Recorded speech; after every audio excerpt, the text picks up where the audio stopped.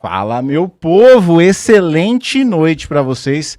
Eu estou com uma convidada muito especial aqui hoje, Cíntia Naranjo. Naranjo. É Naranjo, porque é espanhol. Cíntia Naranjo, mais conhecida como Naranjo, e ela é uma das sócias de empresas aqui. É, sócia da Debate com seus bens. Nós somos uma empresa, né, especializada em planejamento patrimonial e economia tributária.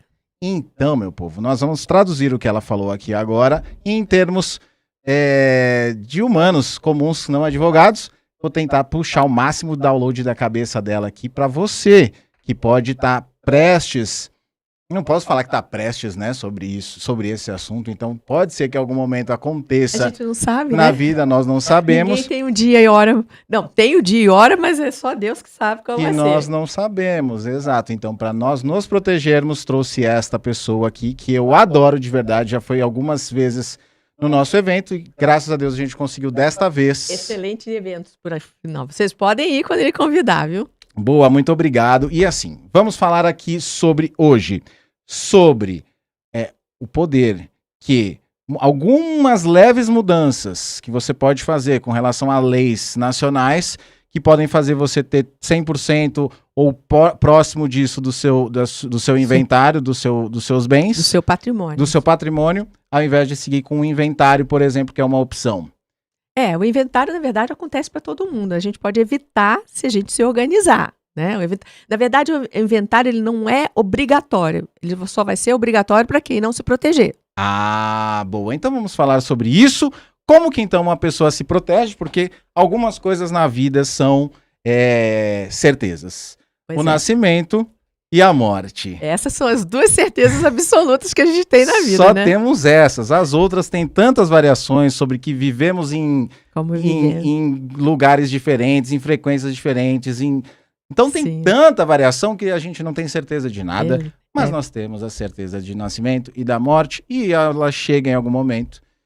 E quando isso acontece com o patrimônio que nós fizemos, construímos a vida inteira, alguém decide que nós não somos nós, O Estado. é Né? o Estado. É o Estado. A gente sempre fala que o Estado tem uma mão pesada, né? E o Estado, ele não conhece a sua família, não conhece os sentimentos, as relações, então ele vai dividir na forma que a lei determina. E quem sabe fazer justiça mesmo é quem? É o dono do patrimônio, é o pai, né? A mãe, que conhecem os filhos na sua profundidade.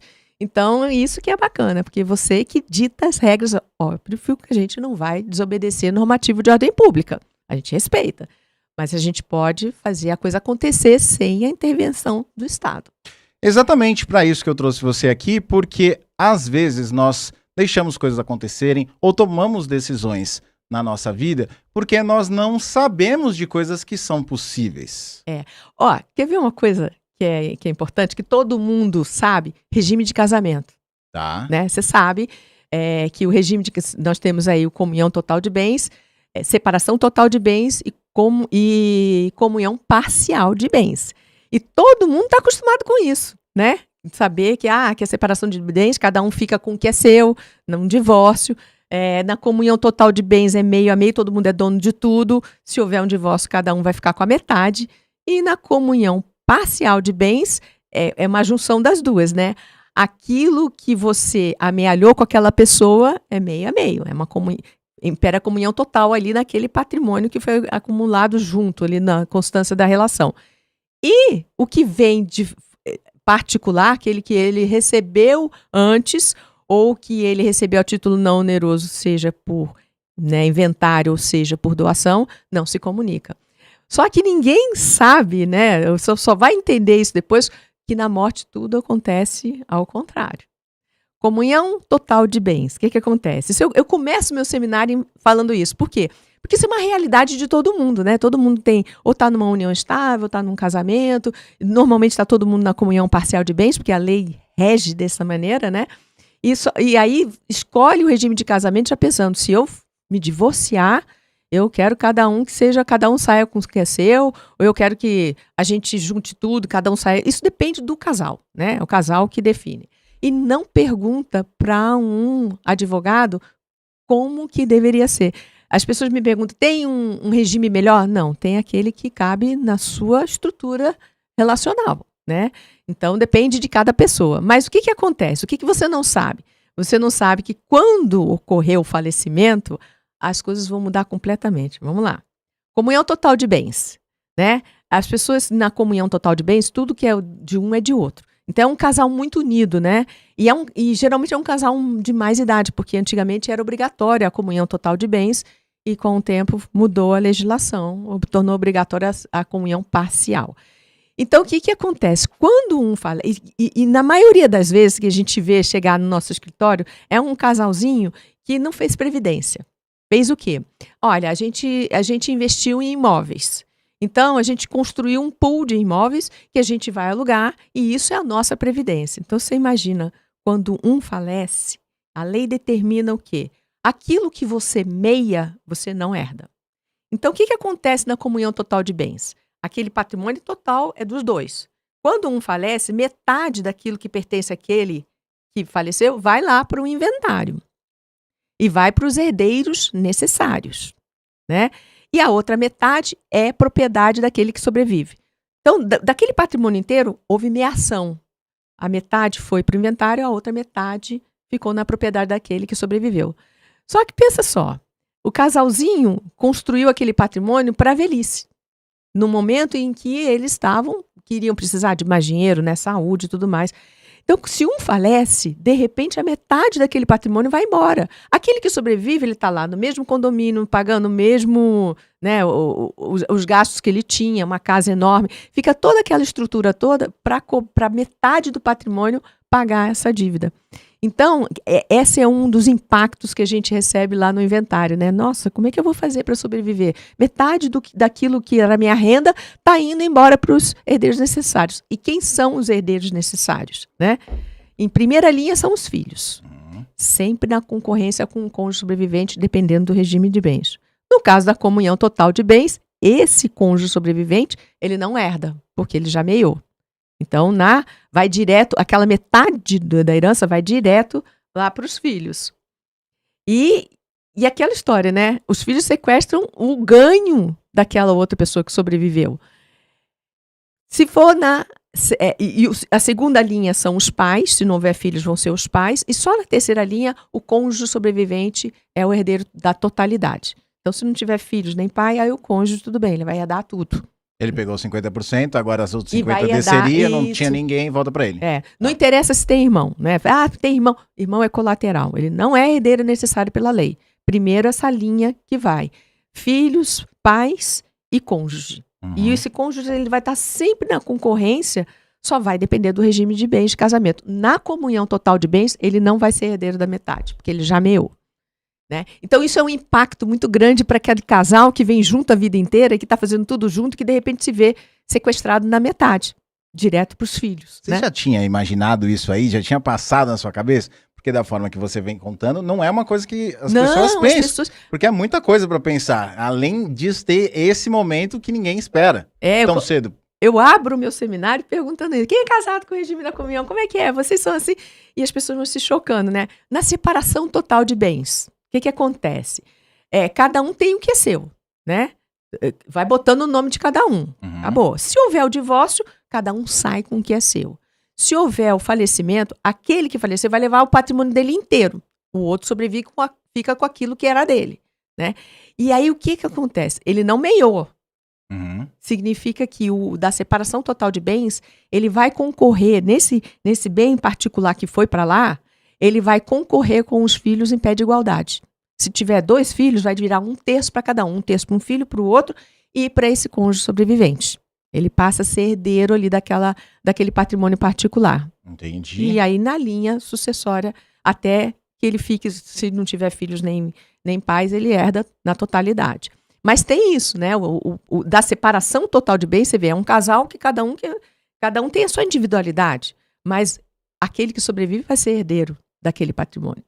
Qual é a particularidade que acontece aqui, né? A gente sabe que tem muita situação em que o pai, né, ficou viúvo, ou a mãe ficou viúva e resolveu casar de novo. Aí eu vejo muitas vezes as pessoas chegando para mim, doutora, a gente já resolveu, vai casar pela separação total de bens. Aí eu falei, então tá, então seu pai e sua mãe vão ter que ser um Highlander, né? Não vão poder morrer nunca mais. Como assim? Porque se eles falecerem, essa pessoa que casou lá com eles Também vai ser tem os herdeiro de 50%. todo o patrimônio que ele trouxe para esse casamento. Então, aquele patrimônio de uma vida que ele trouxe, você vai ter uma pessoa dividindo com vocês. Aí todo mundo gruda no teto, né? Eu falei, como que... É assim que é a lei. Ele não meiou, ele vai ser herdeiro. Porque a lei protege quem ficou até o final. De uma certa maneira, tem uma certa lógica, né? Aquele convivente, ou o cônjuge que está ali até o final. E aí vem o da separação parcial de bens, que aí vai ser os dois ocorrendo ao mesmo tempo. No patrimônio particular, esse vai direto para o inventário com aquele que falece. E aí esse herdeiro, o sobrevivente, ele é herdeiro desse patrimônio particular. Naquilo que eles adquiriram na constância do casamento, é comunhão total de bens. Então, vai a metade e ele não herda porque ele meiou. Então, ele fica com a metade do que eles tiveram junto, mas herda nos bens particulares, que isso acaba se comunicando ali na sucessão. Então, é uma inversão muito diferente. Então, todo mundo raciocina com o divórcio, né? Ninguém raciocina com a morte. E o que é mais impactante é essa questão da separação total de bens, né? Que, primeiro de tudo, que a pessoa com idade, saiu uma lei, né? Porque a partir de 70 anos tem que ser o regime da separação total de bens. Só que agora o STF, né, que é o Supremo Tribunal Federal, já se manifestou o seguinte: 70 anos a pessoa está em plena faculdades mentais, tem poder de raciocínio, ele tem que decidir. E aí as pessoas podem, se tiverem, né, plenos faculdades mentais, eles podem sim escolher o regime de bens do casamento. Para casar de novo? Para casar de novo. Ah, porque se a pessoa tivesse 70, ele tinha que Era casar total. a lei já protegia, né? A lei entendi. ela procura proteger, mas é aquela história, né? Seres humanos têm diferentes histórias. Não dá para você tratar todo mundo da mesma forma, né? O princípio da igualdade é você tratar os diferentes de forma diferente para chegar a um denominador comum. E a lei, dessa forma, ela trata todo mundo igual. Então, ela vai pisar no pé de alguém uma hora. Então, por isso que aqui dentro, né, isso não acontece. Por quê? Porque isso, quem define vai ser você. Em que sentido, tá? A herança... Como você fala aqui dentro? Aí dentro da holding, dentro bom. do planejamento. Vamos lá. A gente vai chegar nessa parte, então, que é como que você foge... Foge é uma palavra? Como você protege? Protege, mas você foge do inventário, né? De você também. Porque o Código Tributário Nacional, o que ele fala? Você pode evitar fato gerador de tributo. Certo. Eu posso fazer isso. Quando a gente faz essa estrutura, a gente está evitando o fato gerador de tributo. Quando a gente joga tudo lá na pessoa jurídica, ela não vai morrer nunca mais. Então, ela não vai abrir inventário. Certo. Então, vamos lá, separando primeiro Parte por parte. Partes por partes, separando primeiro alguns contextos de palavras difíceis para meros mortais, então. Vamos lá. Beleza. Vamos começar pela primeira, que é o tema, assim, inventário especificamente. O que é? Vamos lá. O inventário você, quando tem um patrimônio, está no seu nome. Certo. Você botou lá, está lá na matrícula do seu imóvel, que aquele patrimônio é seu. Então, somente você tem autonomia para vender, transferir, doar esse patrimônio. Se você falece, esse patrimônio tem que passar para alguém. Então, não dá para você fazer isso direto. Existe um inventário em que você verificar quais são os bens que existem, quais são os herdeiros que existem, qual é o direito e como esse patrimônio vai ser dividido. Tem testamento, não tem testamento, tudo isso é estudado no inventário para saber como é que a partilha de bens deve ocorrer. Se houver manifestação de vontade daquele que faleceu anteriormente através de um testamento, né, aí essa vai ser respeitada. E aí entra uma questão que a gente fala que a lei determina o quê? A lei determina que de todo o patrimônio que você tem, a metade ela tem que seguir a regra dos herdeiros necessários. A outra metade é a metade que a gente fala disponível, que a pessoa pode dividir para quem ela quiser. E isso explica, por exemplo, as pessoas que às vezes, meu pai entregou mais para o meu irmão, ele pode? Pode.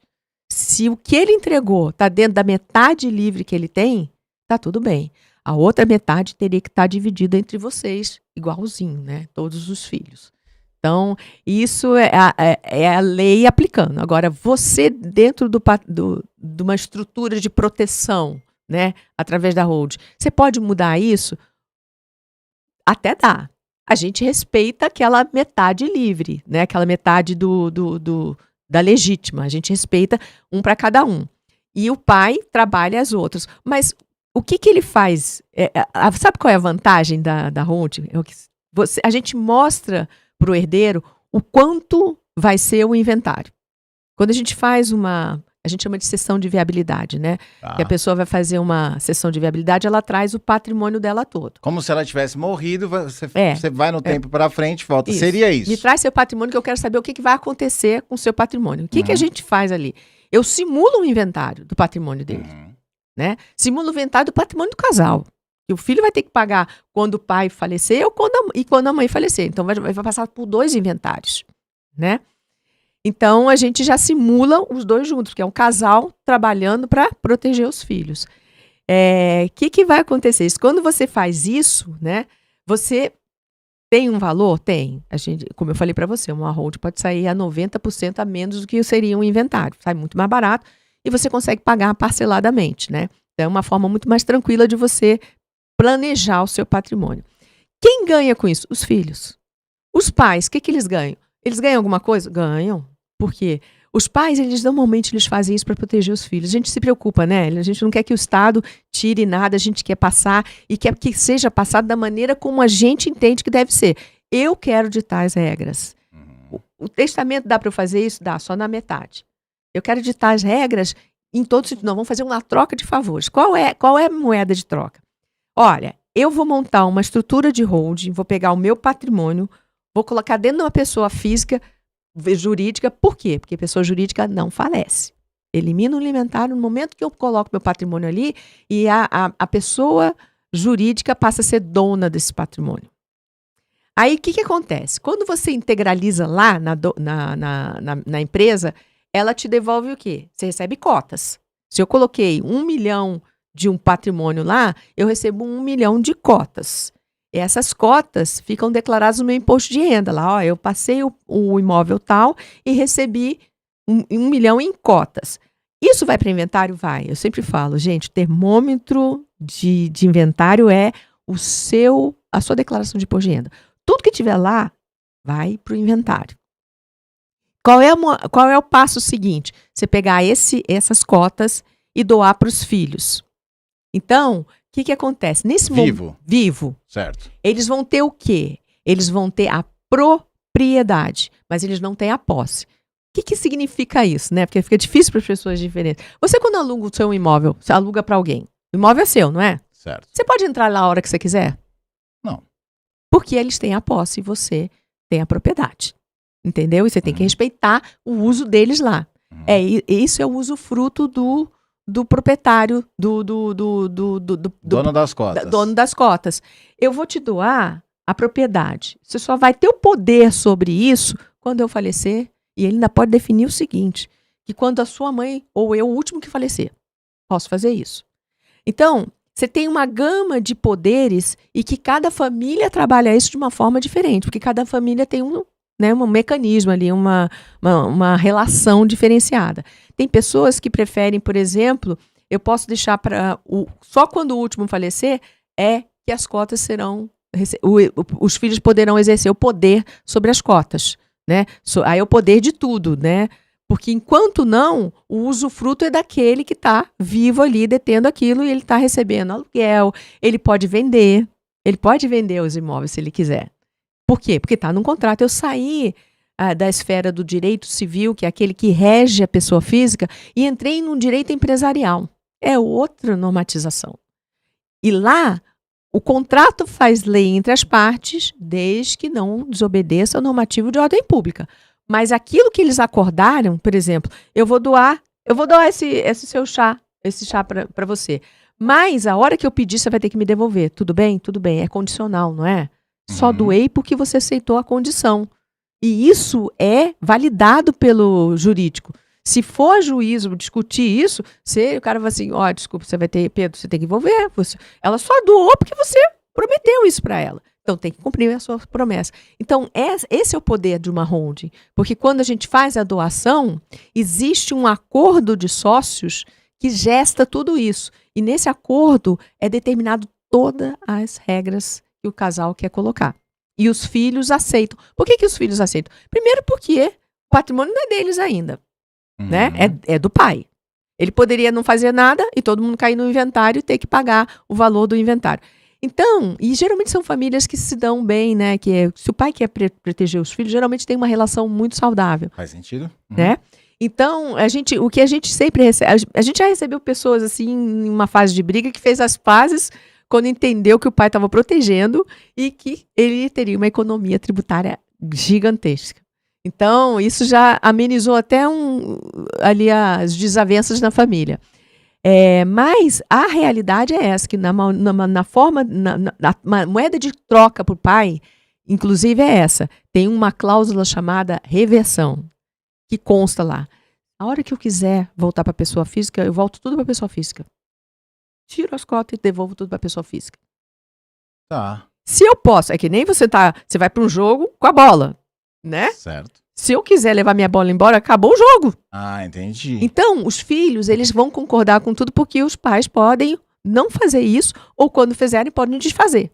Tá. Então, o poder nunca é perdido dos pais, porque tem essa cláusula de arrependimento, né? De você se arrepender e botar tudo na pessoa física. Teria um porquê de existir? Nunca vi fazer.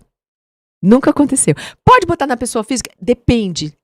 Tem uma condição que pode botar. Por exemplo, eu quero vender um imóvel. Certo. Beleza? Um imóvel residencial.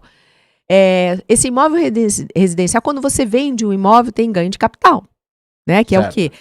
Do valor que você comprou para o valor que você vendeu, essa diferença incide 15%, que é o imposto de renda ali do ganho de capital. Né? O que você aferiu de lucro imobiliário. Isso é tributado, é renda. Uhum. Que acontece? Se você tem um imóvel residencial, está lá na sua holding, tá? Agora esse imóvel pertence à holding. A pessoa física, ela tem um benefício. Se ela tem um imóvel residencial e ela vende esse imóvel e no prazo de 180 dias ele compra outro, não tem ganho de capital nessa história. Então, é uma economia tributária fantástica. Se está lá na holding, isso não vale para a holding. Mas se ele quiser trazer para a pessoa física, fazer essa venda e depois voltar com outro lá para dentro, às vezes vale. A gente faz uma conta. A gente conta mesmo. A holding é o tempo todo você fazendo conta. Vamos vender dentro da holding ou vamos vender aqui fora, né? E aí tem uma economia tributária grande. Então, essa economia, os pais só descobrem depois.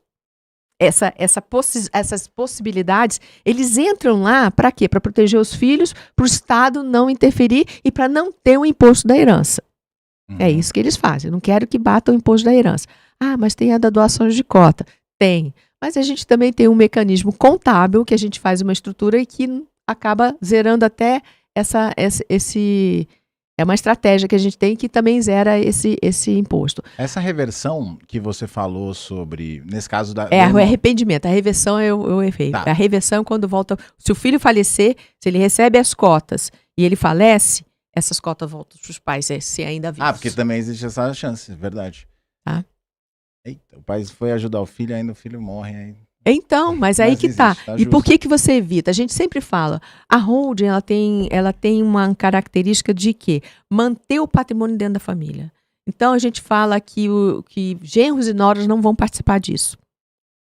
Se você doa um imóvel, né? As pessoas, eu prefiro doar imóvel. Pode. Vai acontecer o inventário? Não. Mas o que vai acontecer? Quando você doa um imóvel para o seu filho, você perde o controle, porque ele passa a ser o proprietário. Você pode ter usufruto? Posso. Eu tenho usufruto, mas por lei, ele é o proprietário. Se você quiser vender aquele imóvel, seu filho vai ter que assinar. Ele tem que assinar a venda. E não só ele. Cônjuge vai ter que assinar também. E você não sabe com quem seu filho vai casar. Né? E você não sabe em que condições. Tem um exemplo que a gente dá, que ocorreu de verdade, que é o quê?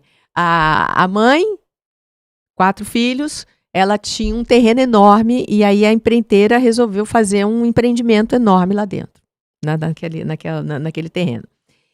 E aí, o que foi o acordo dela? Eu vou querer 5 imóveis. Tudo bem, cada um vai ficar com... E eram 5 apartamentos de luxo. E muito acima do valor do terreno. Aí, o que aconteceu? Vamos vender. Vamos vender, todos concordaram, lógico que vão vender, porque todo mundo vai ganhar, só que tinha um que estava em divórcio. E o que aconteceu? A esposa bonitinha. resolveu fazer, não vou assinar. Não vou assinar. Só vou assinar se aumentar em 3 vezes a minha pensão. Aí foi aquele fofé. O que acontece? A gente consegue fazer a supressão da assinatura. Sim. Por Que é quê? uma supressão. Supressão da assinatura judicial. O regime de bens do casamento deles era da comunhão parcial de bens. Tá. Aquele patrimônio era um patrimônio particular, de família. Não se comunicaria ali no casal. Havendo o divórcio, ela não teria direito àquele patrimônio, porque era de ordem particular. Mas os cartórios têm um regimento interno que eles determinam o seguinte, que o cônjuge ele tem que assinar, isso para evitar fraude entre o casal, né? Que é o que eles chamam em direito de outorga uxória. Eles eles exigem, é um normativo do cartório, né? Que exigem isso. Aí o que acontece? Aquele regime de bens não se comunicava com aquele patrimônio, ela não tinha esse direito. Então tem que ir a juízo, pedir uma ordem judicial para fazer isso. Só que demandou tempo. A empreiteira desistiu para pegar o terreno do lado. E eles perderam o negócio por conta da falta de assinatura. Então, nossa, essa história é assim, maravilhosa. Não, tem coisas que acontecem que são surreais. E que a holding, ela protege, ela tem uma camada de proteção muito grande. Entendi. Nesse caso era uma medida de segurança entre casal, só que não precisaria. Era Isso. só uma segurança. É. E acabou que ninguém ganhou R$1. Não, porque a empreiteira desistiu, vai judicializar, não quero esperar, vou comprar outro terreno. Que bonitinha essa moça. Ela merecia muitos parabéns. Mas tá, ela nem era... Não, ela causou um dano pros filhos, né? E nem era dela, né? Não, Gente, olha, eu atuei no direito de família, empresarial e direito de família, eu já vi coisas assim fora do normal. É surreal o momento de raiva da pessoa em que cega, ela tá causando um dano pros filhos, porque ela causou um dano pros filhos. Aquele patrimônio ia pros filhos dela, né? E ela causou um dano pros filhos. E não consegue enxergar, o ódio é tão grande que a pessoa não percebe um dedo na frente do nariz.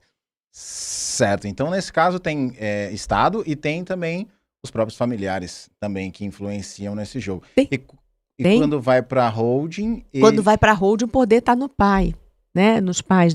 O poder do patrimônio está todo nos pais. E aí a pergunta, é nos pais? Ou é Nos dois pais. Aí tem uma diferença, vamos lá.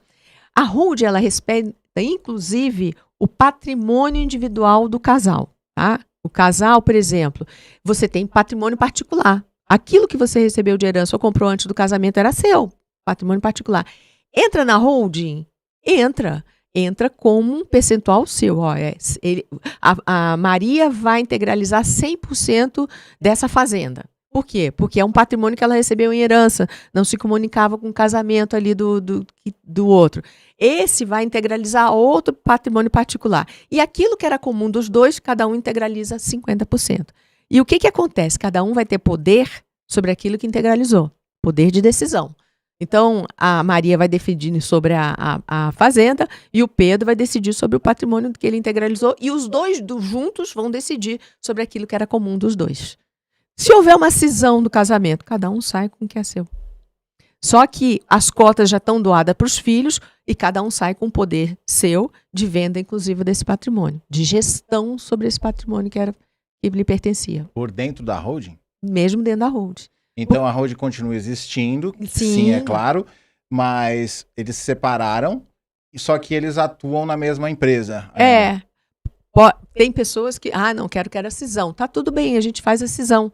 Aí a gente faz uma reestruturação e cria 2 holdings. Daquela uma, vai ser 2.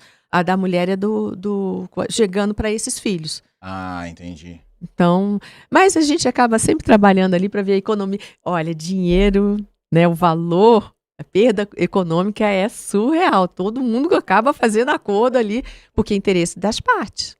Quando senta e faz as contas junto com vocês. Inclusive, por exemplo, segundo casamento. Né? É muito comum a gente ter ali os filhos do primeiro casamento, do segundo casamento, né? A holding, ela faz essa sucessão desse patrimônio muito corretamente. Porque, por exemplo, ele pode estar no segundo casamento e ele ter uma holding com outra mulher ou ele quer trazer para essa. A gente não costuma falar assim, olha, Não mistura as bolas, não. Melhor fazer uma separada. Mas tem pessoas que se dão bem. Por exemplo, eu fiz uma recentemente de 4 irmãos. 4 irmãos. Receberam o patrimônio dos pais. Os 4 irmãos. 2 eram solteiras e 2 eram casados. Uma deles tinha 3 filhos e o outro tinha uma filha. E as 2 solteiras não tinham filhos. O que eles queriam fazer? As solteiras falaram assim, olha, doutor, eu quero fazer a minha hold junto com meus irmãos. Mas eu quero direcionar as minhas cotas para os meus 4 sobrinhos. A menina que era do irmão e os 3 que eram da irmã. Quero direcionar para elas. Com aqueles poderes todos. De que na hora que eu quiser eu vendo e tudo mais. Tá tudo bem. O pai integralizou o patrimônio dele. Ele, no caso, ele já direcionou para a filha. Ele tem filha, vai direcionar tudo para a filha. E a mãe, né, desses 3 filhos entrou com a parte dela, direcionando as cotas para os filhos, doando as cotas para os filhos. Então, esses filhos, eles receberam, esses 3 receberam as cotas da mãe, a menina recebeu as cotas do pai, e os 3 receberam das 2 tias as cotas que veriam. E está tudo organizado. Porque é assim que eles pensam. Isso, pode mudar, doutor? Pode. Isso que eu ia te perguntar. Qualquer momento você... Se eu posso pode desfazer, atualização sempre. Posso. E está lá no É contrato. tudo contrato. Tudo contrato. O contrato faz leis à parte. É uma doação condicional. Eu só dou para você as minhas cotas se você concordar com o que eu estou definindo. Beleza? Beleza. E o judiciário vai respeitar isso. Por quê? Porque ele só doou porque você concordou. E o contrato faz lei entre as partes. O que eu não posso fazer? O que eu não posso fazer dentro de uma hold é, por exemplo, colocar as cotas tudo no nome de um filho e o outro ficar sem. Por que não? Porque tem a lei sucessória que determina os herdeiros necessários, a gente respeita isso. Aí vai ser anulado. A gente não faz isso. Mas tem uma coisa interessante que a gente faz. Vamos lá. Economia tributária. Então, tudo que rege... Que torna a coisa mais barata para eles e mais compensatória para eles é melhor. Quando eu pego dos pais e dou para os filhos, né, esses filhos só vão ter o controle total quando esses pais falecerem. Tá? Na condição que esses pais definirem se o cônjuge sobrevivente vai ficar no controle tudo. Cada um decide. Cada caso é caso. Tá, só que esses filhos têm netos, têm filhos também, que são netos desse pessoal. Então, eu posso fazer o seguinte, eu tenho um caminho legal, dou metade do meu patrimônio para os meus filhos, as cotas, e a outra metade eu dou direto para os meus netos. Por que isso? Porque eu evito uma doação. Os filhos, quando eles tiverem que os pais falecerem, aquelas cotas dele, eles já vão ter que dirigir para os netos, para os filhos dele, que seriam netos do casal. Então, os avós já põem direto para os netos e só vai a metade para os pais. Aí outro dia a gente estava a gente é do diamante do THB, né, do time Holding Brasil. E eu me lembro quando a gente estava na aula ali, mentoria, e um dos diamantes estava explanando a holding perfeita. O que é a holding perfeita? Aquela que não tem como você acionar na justiça para anular nada. A holding perfeita é essa. Metade vai para os filhos, a outra metade pode ir para os netos. Respeitei a metade, a legítima, né? Que é aquela que tem que ir direto para os herdeiros necessários. E aí um contador virou e falou assim, mas olha só, se doar tudo para os netos, não dá certo. Doa tudo para o neto e mantém o controle dos pais. Quando os pais falecerem, quando os avós falecerem, os pais assumem um controle. Pô, eu vou economizar uma doação aqui, né? Se eu doar o patrimônio para os pais, eles depois vão ter que doar para os filhos. Então fica só uma direto para os netos. Não fica mais barato? Fica. Tô desobedecendo normativa de ordem pública? Tô desobedecendo normativa de ordem pública. Mas estou barateando muito para a família, né? Quem que vai saber isso? Se algum ali daquele grupo acionar o judiciário. Porque na hold, o Estado não fica ali como um drone vendo o que você está fazendo, porque é contrato. E o contrato ali faz lei entre as partes, ele nem o acordo sócio nem vai para a JuSesp, só vai o contrato social, que é a doação das cotas. Aquele acordo lá, que é de ordem particular da família, ele não vai para a JuSesp. Mas ele é válido. Se houver qualquer confusão, levanta lá aquele acordo, leva a juízo, está aqui, ó, silêncio. tudo combinadinho. O juiz vai assim, vai fazer desse jeito. Não desobedeceu o normativo da ordem pública, tá tudo bem. O que poderia acontecer, né? Porque qualquer coisa que eles fizerem ali é um tiro no pé, né? Porque a economia não foi para todos os filhos. Qualquer um que questione ali aquela passagem direta para os netos, vai, se questionar, vai anular e vai ter que passar para os filhos para depois para o neto. Ele vai criar um problema, um gasto, né? Ele já pagou e vai perder também o dinheiro da doação ali, porque não vai ser devolvido.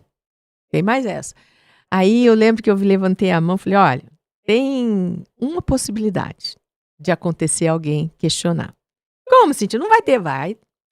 Imagina que um dos filhos tem um Alzheimer, entra-se com um processo de curatela, aquela esposa passa a ser curadora, ela ficou fora dessa divisória, ela tinha um ódio danado dessa história, porque ela não ficou com nada.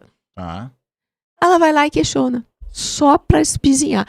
Mas vai criar um gasto. A outra não queria lá o aumento da pensão para se vingar lá do marido. Criou um problema para os filhos, criou uma perda patrimonial substancial para os filhos. Gente, isso acontece, né? Então, existe a possibilidade? Existe. E aí que a gente fala para a família. Aí a gente faz uma carta de segurança. Eu estou explicando para você como é o certo. O certo, aquela holding perfeita é essa. Se você quer fazer uma holding mais econômica fora, né, desobedecer o normativo de ordem pública, você corre um risco de lá na frente ser anulado. Em que condições? Nessa. Aí, pessoal, mas isso, capaz que a pessoa vai fazer isso? Gente, eu já vi coisas do arco da velha. Mas, realmente, ela vai criar um gasto. É burrice. É burrice. Mas o ódio é cego, né? O ódio é... Mas é aquela história. Mas a gente tinha que colocar, né? Porque a possibilidade de acontecer é essa. Você tem todo o universo ali para você saber e para você informar para sua família que é isso aqui. E quando acontece isso, quando a gente faz essa estrutura, só tá a família. Não vai cônjuge lá. Não vai nora existente. Não vai ser Natal. Não. Vai a pessoa, filho, pai, vai lá, todo mundo para poder saber, porque é um acordo ali entre eles. O pai e a mãe chega um momento que o pai e a mãe decidem a fazer uma holding. É isso. E só os dois assinam. Ele não tem filho escutando nada, o filho não sabe de nada, o filho vai... Não, ele não pode, tá? Ele não pode fazer uma holding sem ter o aval do filho. Porque existe essa chance, então. Sim, porque tem a doação, né? Se eu quiser doar alguma coisa pra você, você tem que concordar. Eu não posso doar uma coisa sem você saber. Imagina, eu te dou um imóvel, aquele imóvel tem IPTU, você não sabe nem que foi doado, tá lá o IPTU correndo no seu nome. Tem lógica. Não pode. Não pode. A doação, ela tem que ser aceita, ela tem que ser assinada por ambas as partes. O donatário e o doador, eles dois assinam juntos. Da mesma forma é a doação das cotas. Tem que ter a anuência de ambas as partes. Não é uma surpresa que chega e fala assim, não. Agora nós somos uma holding, você recebe isso. Não. E juntou todo mundo. Tem muita coisa que as pessoas perguntam, doutora, meus filhos precisam saber? Vão ter que saber de todo o meu patrimônio? Eu falei, vão. Vai ter que saber. Vai abrir a capivara aí do seu patrimônio. Teve uma situação bem interessante de duas filhas que assistiram ao meu seminário, e aí as duas falaram assim, doutora, eu quero fazer a sessão de viabilidade do meu pai.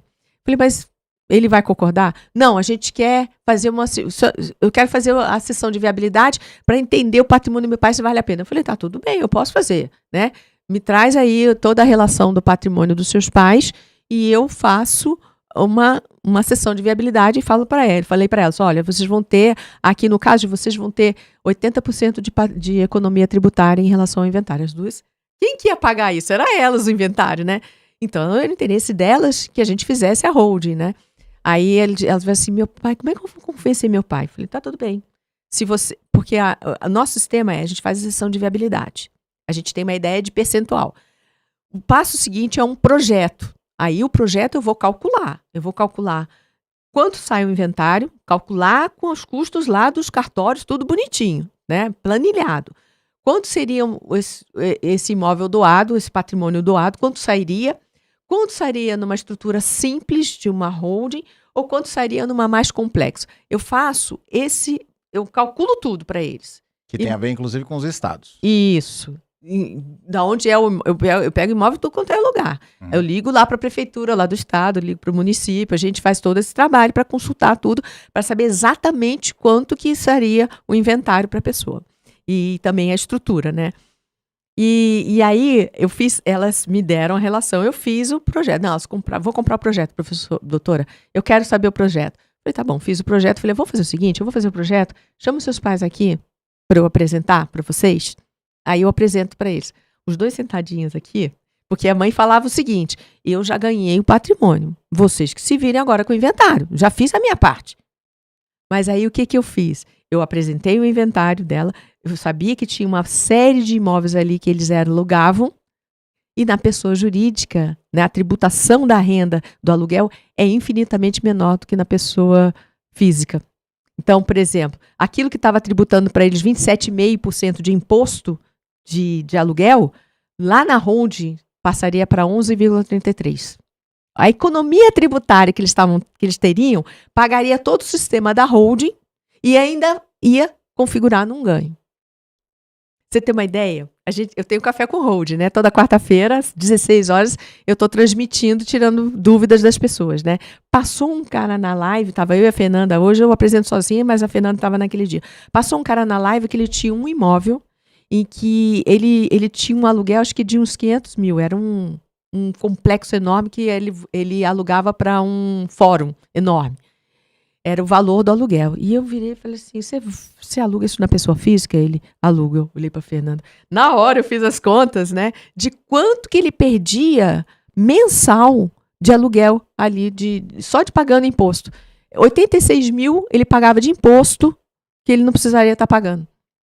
Eu falei, se você botar numa pessoa jurídica, você vai deixar de pagar 86 mil que você paga aqui de tributação. Ele adorou esse momento, café mais... Nunca tinha passado na cabeça, na brincadeira de passar, vou ver esse café com hold aí, vou ver como é que é.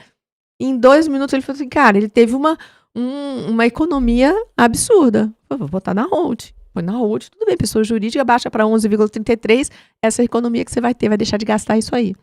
Excelente. E agora uma pergunta que, assim, funciona para todo mundo? Funciona para todo mundo? Funciona, tá? Porque cada um tem um objetivo. O que a gente coloca lá quando eu faço o seminário? Olha, a partir de 2 milhões você está perdendo dinheiro. Se você tem patrimônio de 2 milhões para cima, você está perdendo dinheiro. Você tem que fazer a sua estrutura. Para baixo, tem economias? Tem. Ainda tem economias, mas a gente coloca ali uma régua mais alta, né? De 1 milhão para cima já ainda tem economia. Mas para baixo, qual é o motivo da pessoa fazer? Segurança. Eu tenho filhos que brigam, eu quero determinar o que vai para cada um, eu quero resolver isso agora, eu quero ter esse poder e eu quero esse poder absoluto. Então, a pessoa faz a holding sem ter essa economia tributária, ela tem a segurança. E tem uma vantagem também, porque quando você doa as cotas, quando você doa o patrimônio lá para a pessoa jurídica, ela passa a ser dona do patrimônio. Você recebe as cotas e doa para os seus filhos. Então, você concorda que você não fica com nada? O que você tem na mão? Você tem o poder lá no seu contrato, lá pedir de volta. Isso, do acordo de sócios, tá bom? Uhum. Mas você, teoricamente, não tem nada na sua declaração de imposto de renda. Não tem nem os imóveis, nem tem as cotas. Não tem nada. Zerei. Então, se você tiver algum problema judicial, atropelou alguém, a pessoa morreu e você tem uma indenização lá na estratosfera, o seu patrimônio não pode ser penhorado. Porque não está no seu nome, da pessoa física. E as cotas daquela empresa não te pertencem mais. É dos seus filhos. Não chega nesse patrimônio. Outra coisa, como tem cláusulas de segurança que a gente coloca, uma delas é a empenhorabilidade. Aquela cota que vai para aquele filho é empenhorável. Não pode ser penhorado numa ação judicial contra aquele filho. O dono do patrimônio já está fora da esfera jurídica ali de ter executado lá o patrimônio em termos de penhora. E o filho também. Blindou. Isso é o famoso Não é uma blindagem. Vamos lá. Agora você falou uma coisa legal. Por que a gente fala? Eu vejo muita gente falando, faça hold que você vai blindar seu patrimônio. Eu falo, gente, o cara não sabe fazer. Né? Tem alguma coisa de errada aí. Por que não blinda? Por que não blinda? Quando a gente vai fazer a sessão de viabilidade, a primeira pergunta que eu faço na largada da pessoa, o seu patrimônio é totalmente lícito? Você está aqui querendo esconder patrimônio do fisco, de alguma coisa. Pessoal, olha, você tem alguma ação de execução contra você? Teve uma irmã de um político muito famoso, que todo mundo conhece, não posso falar, sigilo, né? Ela estava com todos os bens dela com gravame. Tudo. Eu acho que a gente nem vai falar sobre isso. Vamos pular isso, porque eu não sei o quanto que isso pode falar. Pode? Pode. Ela estava com ações de execuções em cima dela, por conta desse irmão. Ela foi testa de ferro. E os móveis dela estavam todos em execução. Eu falei para ela, não, a gente não pode fazer isso aqui. Você não vai poder fazer a hold. Ela, como que não? Se eu passar para a pessoa jurídica, some. Eles não vão poder penhorar. Não tinham sido penhorados ainda. Mas já estava com a execução em andamento, ela tinha sido citada. Qual era o caminho próximo? Pague em 15 dias ou indique bens à penhora. É o que determina na execução. Ela teria que indicar bens à penhora. Se eu pego e jogo tudo dentro de uma hold, eu estou escondendo esse patrimônio. O que é isso? Fraude à execução. Isso é crime. Vai preso. Certo. Eu estou induzindo o meu cliente a cometer um crime. E foi o que eu falei para ela, o seu patrimônio está todo comprometido em execuções fiscais. O que a gente pode ver se tem prescrição intercorrente, a gente dá uma olhada para ver se, né, não tem viabilidade a execução e tudo mais, para ver o que pode liberar. Mas, a princípio, se você fizer, por isso que a gente fala que não é blindagem. Por quê? Porque depois que eles vão descobrir, você pega lá a matrícula, era de fulano e passou para uma LTDA. Como que pode isso? Quem é o sócio daquela LTDA? São os filhos da fulana. Entendeu? Então dá para você. A gente sabe seguir. 90% das pessoas ainda do jurídico ainda não sabem o caminho, mas a gente sabe. Eu falei, eu chego lá, rapidinho, numa hold, eu sei exatamente quem fez esconder o patrimônio. E isso é crime. Tá. E aí eu vou ser o quê? Vou ser gestora, né, desse crime.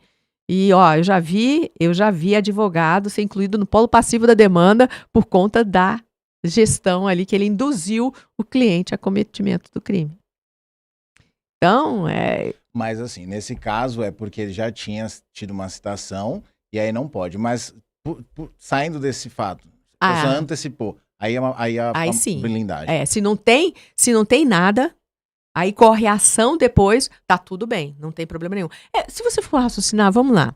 O João vende para Maria um imóvel, beleza? Uhum.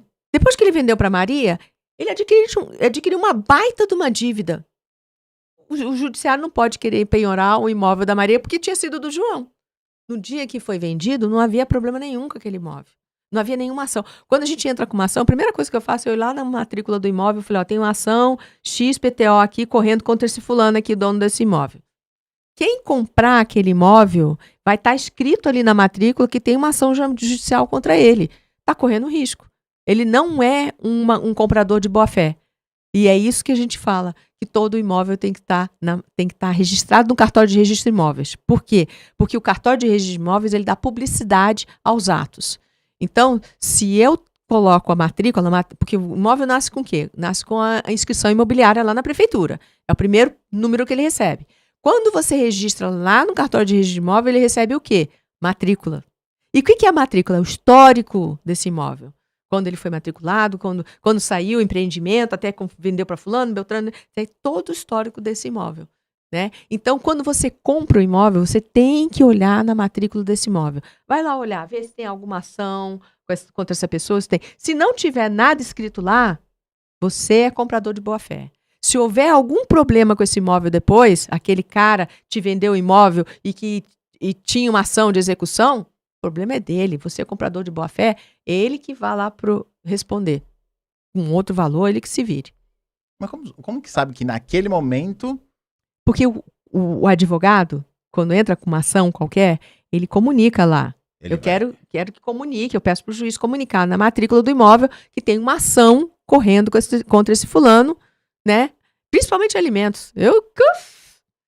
A primeira coisa que eu fazia é pesquisa, ver se a pessoa tinha alguma coisa para receber de ações, que ele estava, né, ganhando alguma ação, ou se tinha imóveis. Eu põe lá. Dívida alimentar. Então, porque eu já penhorei imóvel que o casal estava junto, eu penhorei a metade do cara, tá penhorado lá. Vai ser quando eu pagar, vai ser aí rapidinho ele vem fazer acordo, vem resolver pagar a pensão, porque o imóvel está comprometido. e está lá na matrícula do imóvel. Então, olhar para uma matrícula de imóvel é essencial na compra de um imóvel. Você olha lá, o que está escrito lá, você está resguardado. Você, no momento que você comprou, lá, o que tinha público lá era isso aí. O que está escondido ali responde aquela pessoa que não tornou público o ato. Tá. Holding atende só imóveis, bens imóveis? Não. Vamos lá. Holding patrimonial, né? O patrimônio é tudo. Tá. Então, é imóveis, veículos, aplicações financeiras. Tá lá na sua declaração de imposto de renda, as suas aplicações. Vai lá pro inventário. E o quê? O que acontece muito que eu pergunto lá pro empresário? Vem cá, você tem uma empresa, certo? Tenho. Então, as cotas dessa empresa que você tem aí, tá declarada lá no seu imposto de renda? Ah, doutora, tá declarado no imposto de renda. Vai para o inventário. A sua empresa vai entrar no inventário quando você falecer. Então, aí a gente tem uma proteção dessas cotas numa estrutura empresarial. Por isso que a gente fala, a holding é um sistema de empresas, né? Tem a que vai guardar os imóveis, tem a que vai guardar as aplicações financeiras, tem a que vai guardar a empresarial.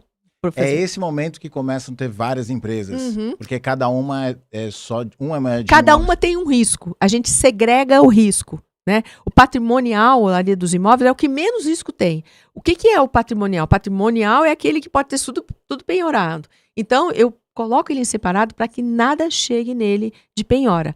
De uma certa maneira, tem lógica. Hoje nós temos a LTDA limitada, né, ao patrimônio que a pessoa integralizou dentro da empresa. O patrimônio particular dela não responde pela dívida, a não ser que haja fraude, má gestão, confusão patrimonial. Aí ocorre o que eles chamam de desconsideração da personalidade jurídica daquela empresa, e aí o patrimônio do sócio responde. Houve coisa errada. Se a empresa foi gerenciada certinha, foi a bancarrota, o patrimônio particular dos sócios não responde por aquilo. E, de uma certa maneira, a holding obedece essa lógica, porque quando eu integralizo tudo lá na holding, eu pego o meu patrimônio particular e faço a minha patrimonial ali com os imóveis. Meu patrimônio particular. E, de uma certa maneira, tudo meu. Pertence a mim, não uma empresa. Aí eu coloco ali o patrimônio das minhas atividades financeiras ali, meus investimentos. Por que separa, doutora? Porque se eu fizer um investimento errado, eu posso ter um prejuízo e criar uma dívida, beleza? E ela não pode comprometer ali o dos imóveis. E a holding dos empresarial. Também empresário, você empreender é risco, né? Então, qualquer coisa que acontecer, o que responde? É o patrimônio daquela empresa que vai responder, não aquele patrimônio que está lá guardado ali. A gente chama até de cofre. É a cofre, que serve só para guardar o patrimônio. E isso tudo para evitar o inventário, tá? Para evitar o inventário. Não é que ela não vai responder pela dívida, a empresária vai responder pela dívida, das aplicações financeiras vai responder também pelo problema dele, mas não vai haver ali o comprometimento do patrimônio particular daquelas pessoas que são os imóveis que ela tem. O que responde é a empresa. Na né? prática é só para evitar o inventário. Eu evito o inventário das aplicações financeiras, eu evito o inventário das empresas. Eu estou evitando o inventário. Eu não estou blindando, por isso que não há blindagem, né? Ela nunca mais vai pagar imposto. Todo mundo chega e diz, então não vou pagar imposto? Não sei o que. Eu falei, eu não estou criando uma Shangri-La para você viver lá, belo e fagueiro, sem pagar imposto. Não vai pagar imposto ali. Só que você vai pagar um imposto menor, né? Você vai ter uma condição de estratégias contábeis, de mudança de qualificação de bens no ativo imobilizado, no mobilizado, tudo isso que já muda, né, os percentuais de compra e venda. Então, a gente cria um cenário em que você pode transitar, né, com expertise, que você vai ter economias bem consideráveis, que na pessoa física não tem. Você tem só um caminho lá. Como que você chegou a até descobrir isso? Porque... Vamos lá. A gente tem um mentor, né? Holding sempre existiu. Os empresários todos souberam. Quando a lei de SA entrou no Brasil, né? Foi lá com o Geisel, né? Foi ele, quando ele estava lá, ele quis aplicar ali, trazer a lei de SA americana. Os Estados Unidos já há mais de 100 anos que eles fazem isso. Nos Estados Unidos, o imposto da herança é 50%. Aqui é 4% São Paulo, no máximo 8%, dependendo do estado. Então você imagina, lá todo mundo tem holding, ninguém compra patrimônio na pessoa física. Todo mundo compra. E tem um trust lá que aqui a gente não tem essa legislação, que lá a gente também tem, que é diferenciado. Mas, de qualquer maneira, qualquer pessoa que está lá, o estrangeiro que está lá, ele vai lá, ele compra dentro de uma estrutura de holding lá, né? Então, por quê? Para evitar isso, que a pessoa abra inventário e vai pagar 50% só de imposto da herança. Se 4% aqui eu posso perder de 10% a 40% do patrimônio, imagina com 50% ali do valor do patrimônio, né? Então, lá ninguém nem tem. A França é 60%. Né? Então, tem o país que tem menor, acho que é o Chile, que é 25%. A gente traz no seminário todas as percentuais dos... O ranking no Brasil é o melhor alguma vez. Essa é a justificativa do Estado para aumentar o imposto da herança. Né? O nosso ministro... Justo esse pensamento para conseguir trazer essa verdade. Tudo bem, mas vai ver a tributação lá. Não estou fora. defendendo, só estou dizendo que a argumentação é boa. Nós temos a maior carga tributária do mundo. Nós temos. Entendeu? Então, o que acontece? A gente já tem a receita lá, quando você recebe o seu patrimônio, você às vezes está tributando ali 27,5%. Com o que sobra, você vai comprar o patrimônio. Aí vem o ITBI, Imposto de Transmissão de Bens Imóveis entre Pessoas. Você vai pagar ITBI para poder comprar o imóvel. Né? Depois tem IPTU, a gente tem muita tributação. A carga tributária no nosso país é absurda. Né? Então, não justifica um aumento da herança. Não tem. Vai ser mais uma carga grande. Então, você chegar e falar assim, o nosso país é o que menos tributa herança. Meu amigo, pelo amor de Deus, né? Acorda. Tem esse tributo aqui, que lá fora não tem. Entendi. Entendeu? Então, a carga tributária aqui é muito grande. Né? E o retorno para a gente também é pequeno. Né? Então, fica toda essa celeuma aí dessa discussão. E tem mais uma fala do governo também. Né? Eu lembro quando eu trago o vídeo e que eu coloco lá, as pessoas ficam muito bravas, porque o Haddad fala no início assim, o herdeiro não tem que herdar, porque senão ele não vai dar valor. Não tem que ficar para o Estado. O Brasil é o país que menos tributa a herança. Aí ele, numa segunda fala, ele já mudou, porque foi um caos ali, que todo mundo ficou com raiva dele, né? Mas ele mudou quando ele foi, que o PT foi eleito, ele subiu e aí ele foi lá pro Roda Viva e ele fala assim, que o problema do empresário, o problema do Brasil é que todo empresário cria holding, para não pagar o imposto da herança. Eu falo, tá vendo? Você viu como o ministro da Fazenda está dizendo, faz a holding que você não paga o imposto da herança, né? E é verdade, né? O empresário, ele pode fazer isso? Pode, porque a estrutura é viável. Isso é uma estrutura empresarial, né? Todo mundo pode integralizar seu patrimônio lá dentro de uma pessoa jurídica. Porque não, se eu posso fazer isso, eu evito o inventário.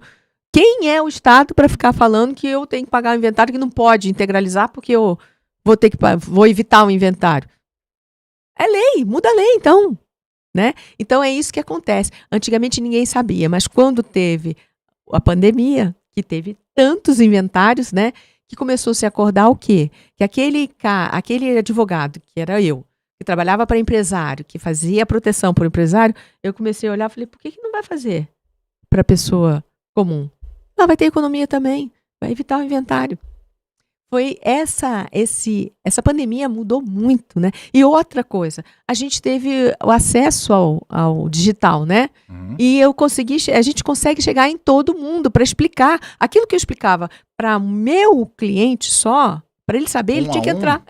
Ele tinha que entrar no meu escritório. Não, agora a gente faz um seminário que é gratuito, para mostrar para as pessoas, olha, você tem que fazer. E aí tem pessoas que nem têm perfil de holding, a gente atende, a gente faz um planejamento diferenciado para ela também, que ajuda ela a economizar.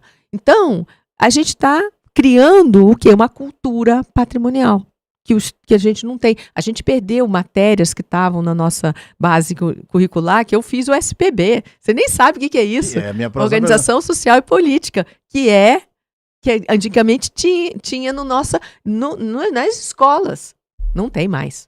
Né? Agora o Itamar colocou de forma diferenciada, tem uma mudança, porque em guerra contra os militares, num governo militar. Mas o governo militar foi o governo que mais empreendimento teve e aí que a economia maior teve uma gestão maior ali de economia. As grandes empreiteiras foram as grandes as obras públicas com as grandes empreiteiras. E nesse caminho é que veio a SA. Aí que veio que o Geisel trouxe para poder gestar tudo isso. E aí tinha lá, uma empresa pode ser criada para participar de outras. E aí nasceu. Aí teve, lá naquele pool, os caras viravam assim, cara, se eu posso ter uma empresa participar da outra, eu posso criar uma empresa que não tem atividade comercial. E se ela não tem atividade comercial, ela não oferece risco. Se eu colocar lá o meu patrimônio, eu posso fazer isso. Estou guardando meu patrimônio particular. É uma proteção ali maior daquele patrimônio que estava no nome dos que era, né? Todo mundo tinha LTDA, tudo bem, mas ali é muito mais, porque aí evita também um inventário. Não, olha, gente, a gente ia ficar aqui o dia inteiro. E como que quem está assistindo, porque nós falamos de benefícios, nós falamos de várias oportunidades de sim e não, e como que a pessoa faz para ter uma holding se ela está dentro de um cenário que é interessante para ela, ou seja, acima de 1 milhão em patrimônio, ou até menos, mas na regra de 1 milhão. Esse é um trabalho desenvolvido por um advogado e um contador, né? Porque são os dois são necessários. Os mais inteligentes da lei. É verdade. Bom, não, porque não é vocês que a gente estudam demais para ver alguns mínimos detalhes ali que podem permitir o que a gente acompanha muito, né? A gente acompanha lei, mudança de lei, e a gente acompanha jurisprudência. O que o contador não tem? Eu não tenho vivência da contabilidade ali, daqueles passa para cá, passa para lá, não tenho, né? Mas ele não tem a vivência do quê? Do judicial. Como é que o judicial enxerga aquilo ali que ele está fazendo? Então, a gente faz a holding para não esbarrar no judiciário. Se for para o judiciário, o meu cliente vai ganhar.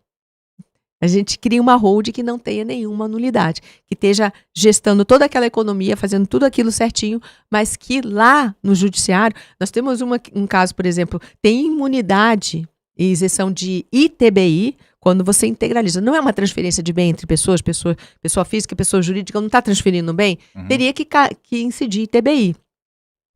Existe ali uma política de Estado em que a Constituição Federal, no artigo 156, parágrafo 2º, ele define o seguinte, que se você tirar da pessoa física e colocar na pessoa jurídica para a formação do capital social dessa empresa, existe imunidade de ITBI. Eu não vou pagar ITBI. Essa é mais uma economia que acontece, né? Ali eu não pago ITBI, nem para tirar, nem para botar. Então, a prefeitura entende errado, né? Ela quer cobrar ITBI. Existe uma outra normatização que determina assim, além do ITBI, eu posso integralizar o meu patrimônio na pessoa jurídica pelo valor de mercado ou o valor declarado do imposto de renda. Se eu fizer pelo valor declarado, quando eu doar as cotas, os 4% vai incidir sobre um valor menor do que o valor de mercado. E essa é uma economia. Então, essas Boa. percepções. Nossa, a gente já passou. Eu ia olhar quanto tempo faltava, nós já passamos do horário. Temos aqui Paulo Dia. Boa noite, doutora. Boa. Meu povo, podem fazendo perguntas aqui. Nós vamos chegar perto aqui de encerrar, porque foi muito rápido, né? Falar com o advogado. Mas, vai pro Café com Hold lá que eu vou responder também. Boa. Antes de fazer umas últimas perguntas aqui, como que a pessoa sabe mais sobre isso? Tá. Pode entrar em contato com a gente, que é de Bens com Seus Bens, né? Eu tenho um Instagram, porque a pessoa consegue chegar na gente. O meu é cintianaranjo.adv. Vai estar aqui embaixo. Eu acho que já está, mas com certeza vai estar aqui embaixo. Isso. E toda quarta-feira, os nossos seguidores, a gente tem um desconto para eles. A gente atende gratuitamente ali nas dúvidas, né? E se for o caso, a gente fala assim, cara, o seu caso é de fazer uma sessão de viabilidade. Para você vale a pena fazer uma sessão de viabilidade. Entendi. E aí ela entra no escritório. A gente só coloca a pessoa lá dentro quando a gente tem certeza que a holding vai ser o céu para ela, né? Não tem... E até lá, as pessoas que vão lá no Café com Hold, que tem uma série de dúvidas de regime de casamento, isso tudo eu vou saneando. Né? Eu vou alimentando ali aquelas pessoas, aumentando o conhecimento delas, para que a pessoa saiba onde é que ela vai trilhar o caminho dela, né? E, por exemplo, tem muita pessoa que entra lá, eu sou casada, eu tenho direito? Aí eu pergunto, como é que é? Aí ela me fala tudo. Aí eu falei, olha, você vai ter ou não vai ter direito? Quando que você vai ter direito? Como que faz para você ter o direito? Eu vou falando isso para ela poder ter noção.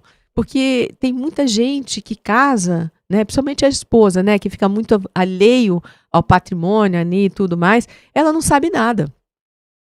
E aí eu vou trazendo essa explicação para ela de uma forma, né, pausada ali, e ela consegue entender. Tem uma que vem toda, a Gislane, ela tá toda... Eu falei, Gislane, um dia eu vou chamar você para dar aula aqui, minha filha. Minha próxima convidada é a Gislane, brincadeira, não. Mas é legal, sabe? É legal, eu gosto de dar aula. Eu sempre gostei de ensinar, eu sempre gostei de apresentar trabalho. Então, seminário para mim, as meninas ficam assim, ai meu Deus, vai ter seminário. Eu falei, não, eu amo fazer seminário. Amo, porque outro dia tava ali um cara, falou assim, doutor, eu tenho 2 filhas, eu sou solteiro. Eu falei, tá, mas você é solteiro com união estável ou você é solteiro? Não, eu sou solteiro. Eu falei, gente, quem tá solteiro aí? Vamos fazer um Tinder Hold aqui. Aí todo mundo, então a gente deixa leve ali a coisa, né? Para as pessoas se sentirem bem. Então acaba todo mundo rindo ali. Ótimo. Então, todas as quartas, clicando aqui no link dela, você vai pro Instagram dela. Deve ser no YouTube, alguma coisa assim? Vai pelo YouTube. No meu Instagram, eu transmito pelo Instagram e também pelo YouTube. A gente coloca nos 2 canais. Tá bom. De tudo que nós falamos aqui, tem alguma coisa que ficou no ar que você gostaria de trazer ou que não foi falado e você gostaria de trazer para cá? Bom, eu acho que o ponto principal, além da economia, é a possibilidade de mudança. Por exemplo, você tem uma estrutura de família, você fez a sua estrutura, aí casou de novo, mais um filho. Aí você consegue reorganizar isso, né? E a vantagem é, você tem um filho que se torna problemático, está dando um problema, meu filho, você vai ficar só com a metade das cotas que você tem direito. A outra metade que eu tinha te dado, que estava na metade livre, eu vou dar para fulano de tal, porque ele está merecendo. Então, fica um controle muito grande dos pais, né? Aquela gestão do eu estou educando, ele continua na mão dos pais. E o que não acontece na doação.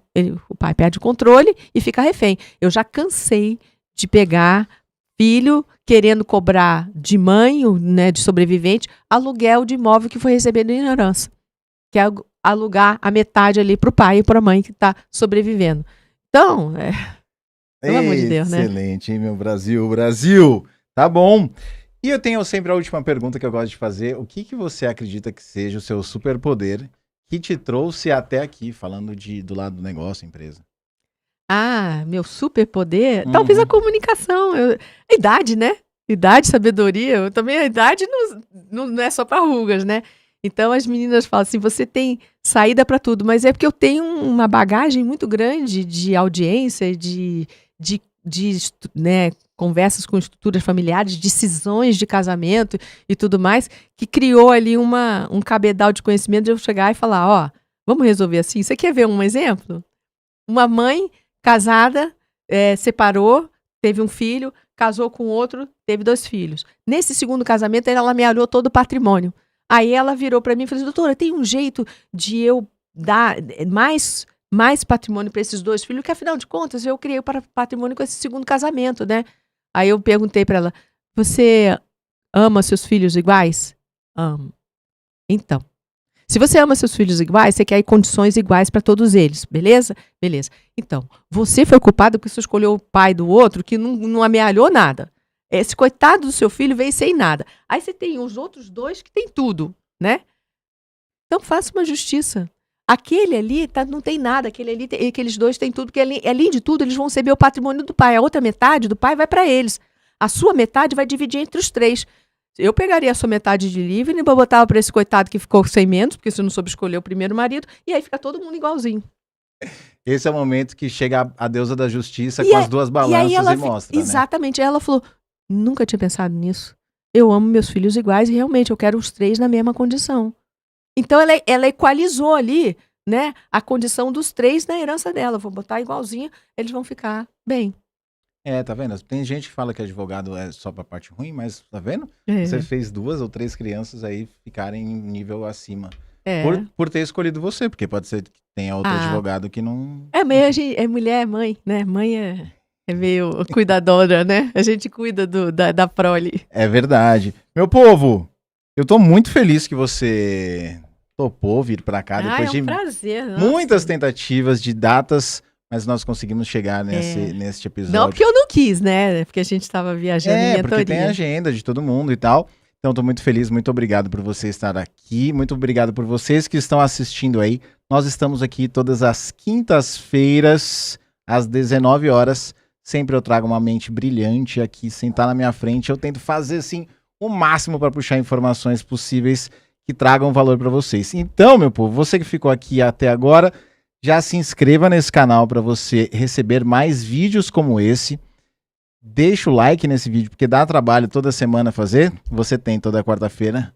Dá trabalho. A gente tem que montar toda a estrutura. Monta toda a estrutura e compartilhe esse vídeo com outras pessoas também, porque isso vale para todas as pessoas vivas. Exato. Esse assunto. Eu acho que eu fiz um assunto que vale para todas as pessoas. Vale para quem tá vivo, Para quem tá vivo, espero que só chegue até os vivos esse conteúdo. Não, ainda tem uma coisa, se você tiver uma offshore lá fora, tiver um golpe de Estado, você ainda tem uma janela ali de conseguir mandar para fora o seu patrimônio. Então fica pro próximo episódio com Cíntia, que tem muito mais nessa cabeça. Muito obrigado, meu povo. Muito obrigado, Cíntia. Eu que agradeço, foi um prazer enorme. E eu aconselho vocês seguirem esse cara, porque ele é fantástico em todos os sentidos. Muito obrigado. Obrigado, meu povo. Até quinta-feira que vem.